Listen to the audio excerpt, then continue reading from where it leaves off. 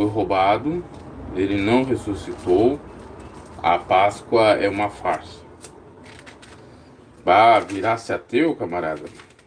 Parece que eu virei ateu.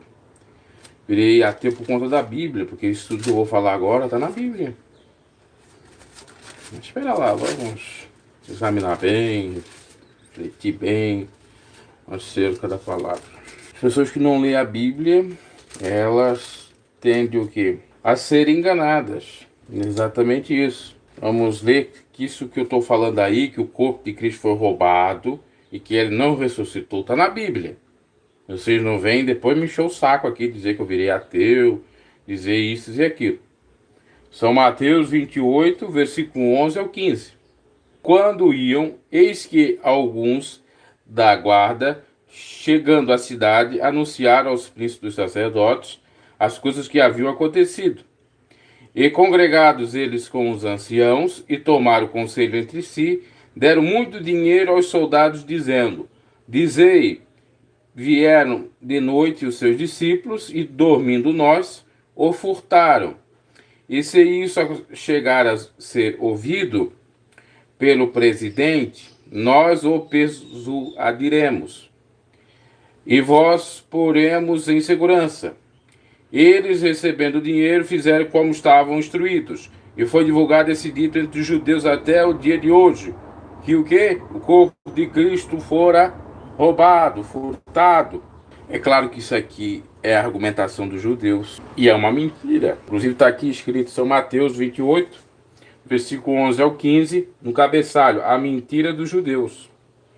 Então, para os judeus, Jesus não ressuscitou, os discípulos roubaram o corpo e Jesus era apenas um ser qualquer, um profeta, ou até menos que um profeta, um filósofo, um idealista, uma pessoa até que pensava em alguns pontos do bem, mas não era o Filho de Deus.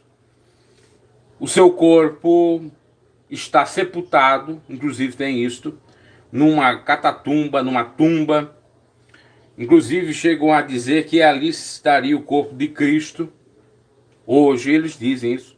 Os judeus, se você for para Israel, lá eles dizem, na realidade, se você for lá naquela tumba que dizia que Jesus estava lá, realmente o corpo dele não está mais lá. Não é só que o corpo dele foi mudado para aquela outra tumba de lá. O corpo dele está lá. Jesus casou com Maria Madalena.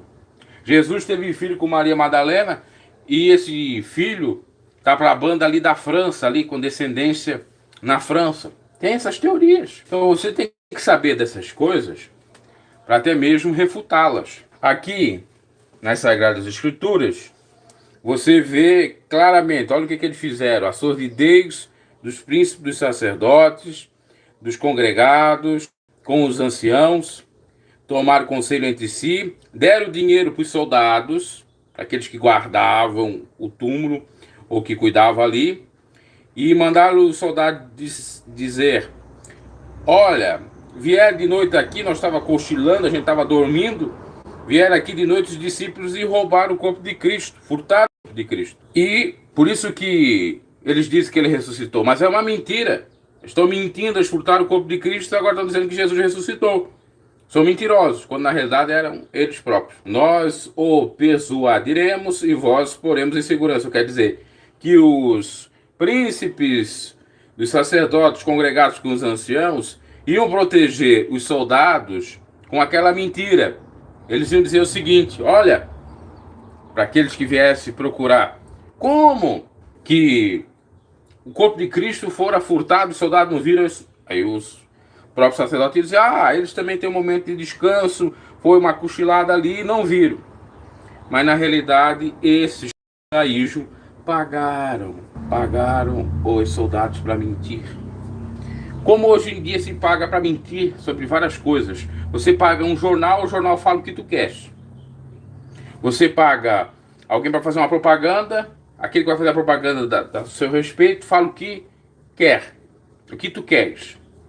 Como você paga para contar uma história, a história vai ser contada de acordo com como você quer. E é assim que sucede. Eu vou citar exemplos, inclusive, sobre isso. Nós tivemos o senhor Ezequias Silva, dizendo que a profecia dele se cumpriu. Pois é, ele, para ratificar, confirmar que a pseudo-profecia dele, que a falsa profecia dele se cumpriu, ele foi lá pagar um jornal ou uma jornalista para fazer uma matéria sensacionalista para comprovar aquilo que ele disse. A versão dele, na realidade, que não é a versão total dos fatos. Como foi lá, pagou um advogado para defender ele, para ele parar de ser ridicularizado nas redes sociais por ser um mentiroso. Outro exemplo, inclusive aqui na minha própria cidade, por conta de política, os historiadores influenciados por um grupo político, por um partido político, acabam mentindo, acabam dizendo, não, a família tal foi a empresa maior da cidade. Depois chegaram a dizer que não, quem emancipou a cidade não foi fulano de tal, foi o outro que era o estudante. Um que fazia arte, né, que tem um sobrenome com arte. Aquele que era estudante é aquele que emancipou a cidade. Não era aquele que era o prefeito da outra cidade, que emancipou, que era advogado, não era aquele. Então, dependendo do lugar que você está, tem ali a história. Se você está no lado dos judeus, você vai ter essa história. Não, o corpo de Jesus foi roubado. Aquele corpo não foi ressuscitado. Se você está no lado dos cristãos, você vai querer piamente que Jesus foi ressuscitado, que Maria, ao chegar no túmulo, não viu ninguém, o anjo disse, não chore, porque não está mais aqui. E aí tem todo o sentido da Páscoa, que é uma ritualística do tempo passado, lá dos próprios sacerdotes da antiga aliança, porque a própria palavra Páscoa quer dizer passagem. A Páscoa foi comemorada pela primeira vez depois que o povo israelita passou pelo Mar Vermelho, saindo da escravidão do Egito. Ela tem uma linguagem, uma passagem simbólica com Cristo, porque ele se torna um cordeiro pascual, o cordeiro que tira o pecado do mundo, e na Páscoa sempre se apresentava um cordeiro. Mas não é para a gente estar cultuando o dia de Páscoa, não é para a gente estar cultuando a própria Semana Santa, guardando, porque a Bíblia diz que é para guardar dia, mês e anos, não é só um dia, não é só uma semana. Guardar no sentido de se santificar, de fazer o bem, principalmente, que a santificação tem a ver com isso, e tem gente que não entende, fica, a santificação é isso, a santificação é amar a Deus sobre todas as coisas, o próximo a si mesmo. Essa é a verdadeira santificação. Não é você usar ou não usar barba, você usar ou não usar short, você que é mulher usar ou não usar calça, essas coisas que criaram aí, que isso é uma doutrina dos homens, uso e costumes dos homens, tradição dos homens, como se tinha a tradição dos anciãos na época. E que inclusive Jesus disse que essa tradição invalidava os mandamentos de Deus. Pois bem, então, para resumo de papo, de história, os judeus falam isso aí que está no título, não é o Bruno que está falando, e está relatado na Bíblia, que o corpo de Cristo não ressuscitou, que o corpo foi furtado pelos discípulos, e que, portanto, tudo é uma farsa. Mas para aqueles que creem na palavra, que Jesus ressuscitou, que creem na pregação do apóstolo Paulo, que mesmo disse, se Cristo não tivesse ressuscitado, em vão era a nossa pregação, debalde era a nossa pregação. Aqueles que creem que, assim como Cristo ressuscitou, vão ressuscitar naquele dia, vão ressuscitar num grande dia da primeira ressurreição, se forem mortos, ou podendo até ser arrebatados, só que são alguns, a gente não sabe. Aqueles que creem, inclusive, na ressurreição de Cristo para ressuscitar-se para a vida cristã, a vida espiritual, saindo da morte do mundo, do pecado, do engano, saindo da morte espiritual aqui nesse plano, porque tem várias interpretações sobre morte, vida e ressurreição na própria palavra de Deus. Inclusive, eu já falei aqui no canal que existe 7 ressurreições. O que é 7 ressurreições? 7 pessoas que foram ressuscitadas, que está relatada na Bíblia, tanto no Velho como no Novo Testamento, tanto como antes de Jesus, na época de Jesus e depois de Jesus. Jesus ressuscitou a Lázaro, Jesus ressuscitou a menina Tabita, ou Talita, Jesus ressuscitou o filho da viúva de Naim. Paulo ressuscitou o jovem Eutico, já depois de Cristo. E antes de Cristo nós temos o próprio profeta Eliseu ressuscitando. Ressuscitou um jovem que ele orou a Deus para dar para a mulher, e a mulher depois ficou questionando ele, olha, eu pedi por acaso um filho para depois Deus tirar.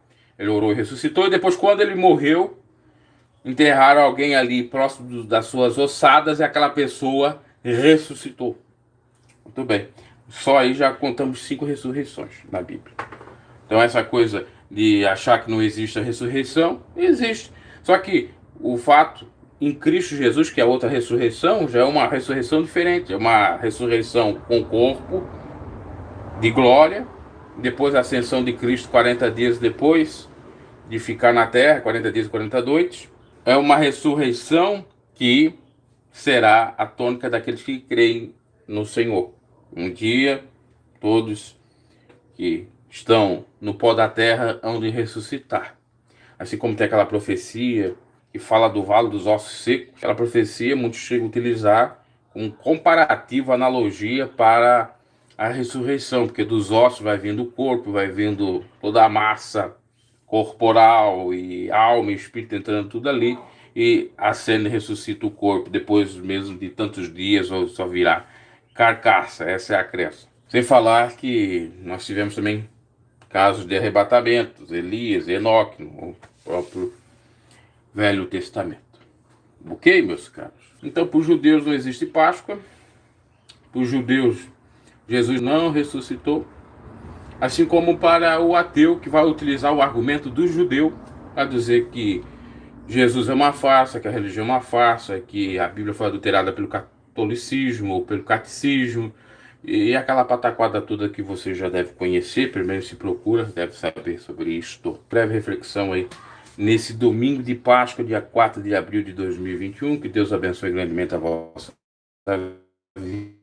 vida, que você entenda exatamente o que é uma Páscoa, o que é a passagem, que na realidade essa passagem pode ocorrer exatamente num dia que você se converte a Cristo, aceitou a Cristo, passou, deu a passagem da morte para a vida, okay? Da morte para a vida, é a passagem. O mar vermelho que você vai passar. Você saiu da escravidão do Egito, representando o pecado, o mundo, a escravização, Satanás, o paganismo.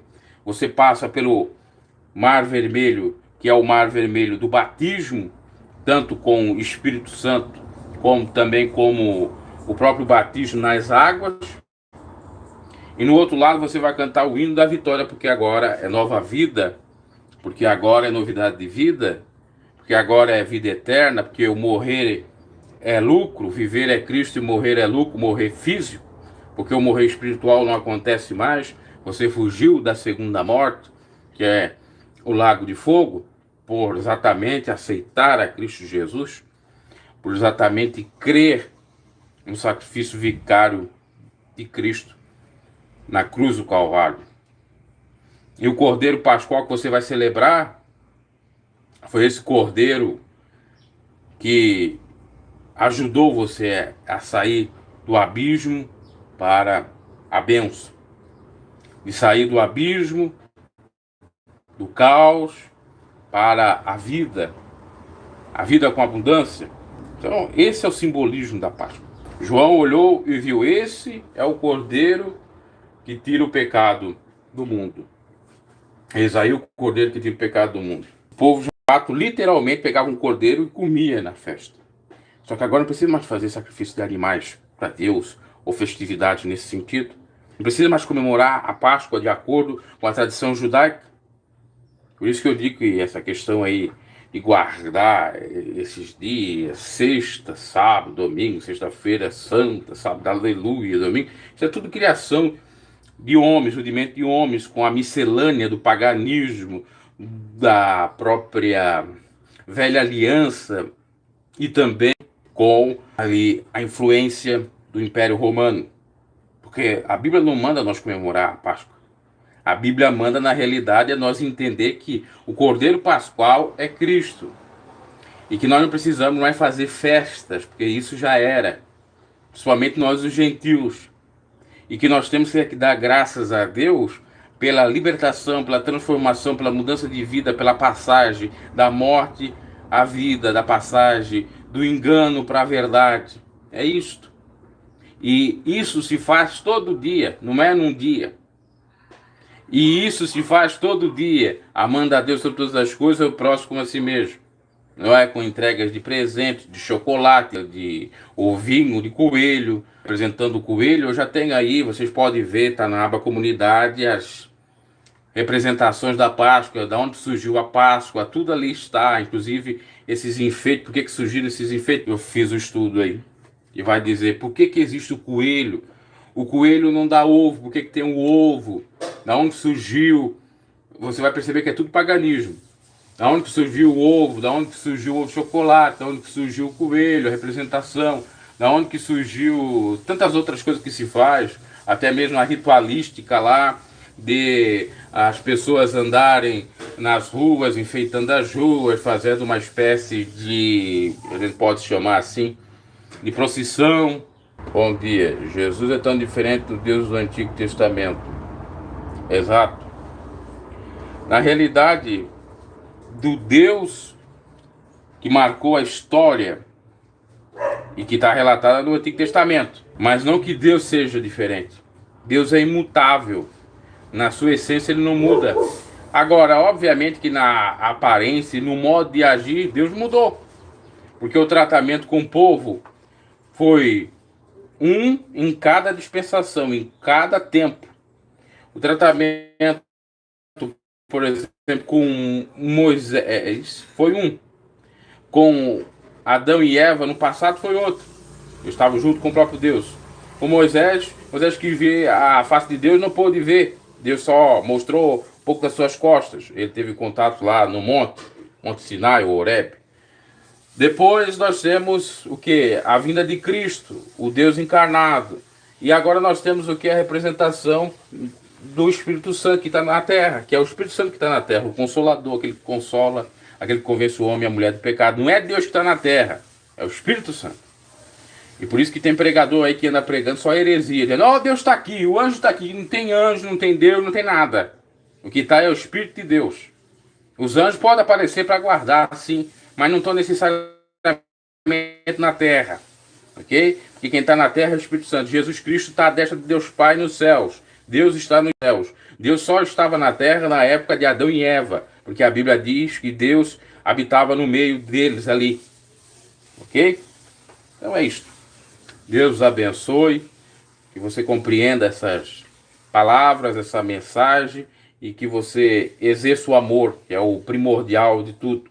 Antes de presente, antes de bajulações, antes de tantas coisas, o amor é essencial. Aliás, às vezes você não precisa nem dar nada, mas demonstrando alguma atitude de amor já é o suficiente. Porque o amor, ele não é interesseiro, o amor não folga com a justiça, mas sim com a verdade. O genuíno amor que está descrito em 1 Coríntios 13, não é esse amor aí de... Enfim, vocês compreendem. Claro que a pessoa quiser dar uma lembrança, ou ajudar, ou mandar alguma contribuição, ou no caso agora da Páscoa, dar um ovo, dar isso, daqui, não tem pecado, obviamente não tem pecado. Mas é nesse sentido que você tem que pensar acerca, ok? Deus abençoe aí a todos, o arcanjo está aí se manifestando. Um bom a Páscoa, Feliz Páscoa. Tem gente que fica até incomodado de dizer Feliz Páscoa. Na realidade, esse Feliz Páscoa, assim como Feliz Natal, tem que ser todo dia. Feliz Natal e Feliz Páscoa. Na realidade, assim como no Natal, a Páscoa ela é simbólica para aquele e aquela que se converteu a Cristo.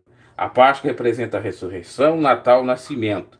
Então, quando você ressuscitou para Cristo, que é o dia da sua conversão, o dia do seu batismo, ali é a sua Páscoa. E você tem que comemorar aquela sua Páscoa, na realidade, em prática, quase todo dia, fazendo aquilo que agrada a Deus, para continuar em novidade de vida e continuar fazendo aquilo que agrada ao Senhor, estando no Espírito e não na carne. E do mesmo modo, no Natal, você tem que deixar Cristo crescer, assim como João Batista disse, que eu diminua e Cristo cresça, que é o verdadeiro Natal ali, o nascimento de Cristo dentro de ti, o amor de Deus te estranhando, ou como diz a Bíblia, o amor de Deus nos constrangendo no sentido de nós vermos quão miserável nós somos e se arrepender diante do Senhor e procurar agradá-lo, amando a Deus sobre todas as coisas e o próximo como a nós mesmos. Deus abençoe a todos, abraço e até uma próxima.